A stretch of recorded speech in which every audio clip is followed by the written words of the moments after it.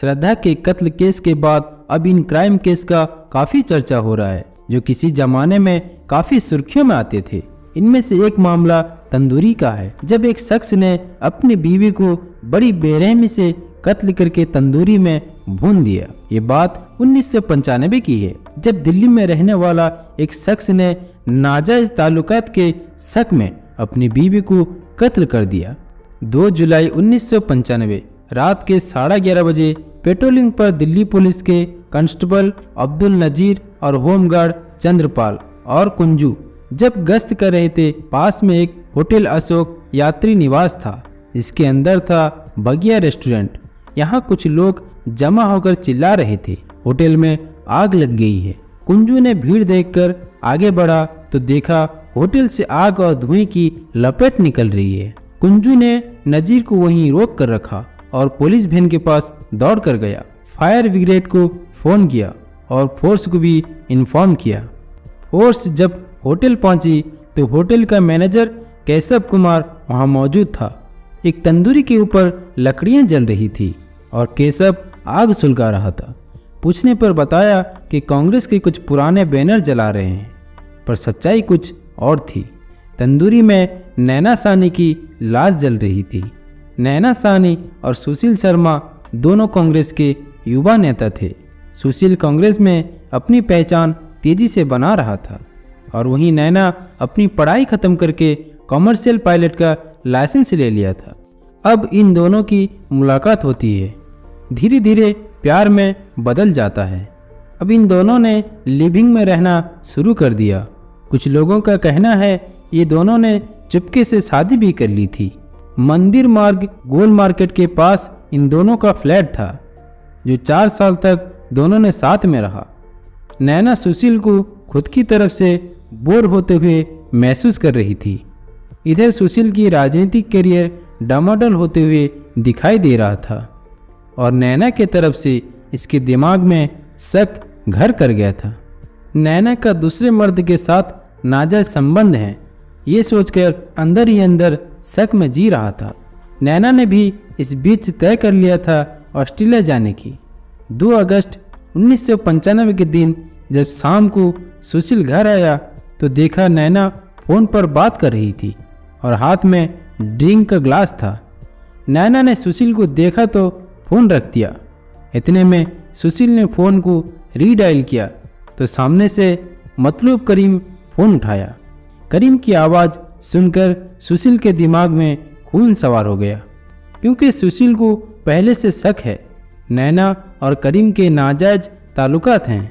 नैना सुशील को कुछ समझाना चाहती थी, पर सुशील कुछ भी सुनने को तैयार नहीं था। सीधा अपना सर्विस रिवॉल्वर निकाला और नैना के सर पर मार डाला। 2 गोली सर पर लगा और एक गले पर लगा। नैना जमीन पर गिर पड़ती है। सुशील के दिमाग अब तेजी से चल रहा था। अब इस लाश को ठिकाने लगाना है। सुशील ने बाहर आकर देखा तो किसी ने गोली की आवाज़ सुनी तो नहीं। जब उसे तसल्ली हो गई, लाश को बेडशीट में लिपटा और एक प्लास्टिक कवर में डालकर लिपट दिया। कार को अपार्टमेंट के दरवाजे पर रखा और लाश को बड़ी होशियारी से गाड़ी के डिग्गी में डाला। तभी उसे डिग्गी में कुछ लेकर जाते हुए अपार्टमेंट के 2 लोगों ने देखा था। लाश को जमुना नदी में बहाने का सोचा और कार को नदी के रोड पर लेकर गया।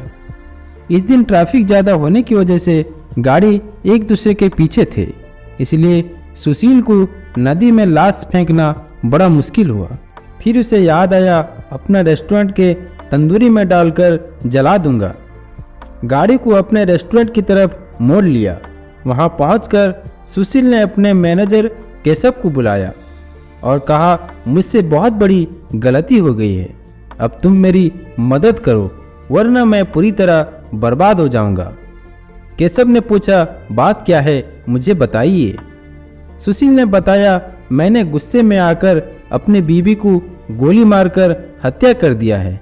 लाश को गाड़ी के डिग्गी में रखा है, प्लीज तुम मेरी मदद करो।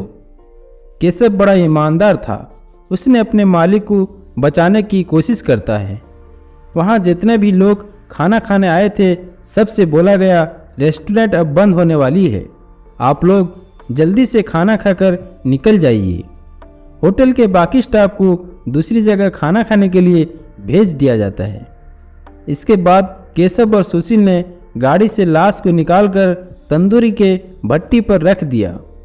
इसमें कुछ लकड़ियां डालकर आग लगा दिया जाता है। आग को और तेज करने के लिए केशव ने अमूल बटर के 4 डब्बे लाकर आग में डाल देता है। इस अमूल बटर के साथ नैना साहनी की लाश भी जलती रहती है। नैना साहनी की अंतिम विदाई यही बनकर रह जाती अगर सब्जी बेचने वाली अनारो देवी ने नहीं चिल्लाई होती और कुंचू का ध्यान नहीं जाता। वहां पहुंचे लोगों ने केशव से पूछा तो उसने बताया कि वो कांग्रेस का कार्यकर्ता है, कांग्रेस के पुराने बैनर और कुछ रद्दी कागज जला रहा है, लेकिन लाश के जलने की बदबू ने इसकी पोल खोल दी। सुशील ने वहां से भाग चुका था। तंदूरी में लगी आग बुझाई गई तो अंदर से एक आधी जली हुई लाश निकली और कुछ हड्डी के टुकड़े निकले। कुंजू ने बताया कि मैंने देखा था, एक लाश सुलग रही थी। ऐसा लग रहा था जैसे किसी औरत की टांगे है जो नीचे की तरफ से आधी जल चुकी थी। तंदूरी के पास एक काला पॉलीथीन भी पड़ा हुआ था जिसमें खून के धब्बे लगे हुए थे।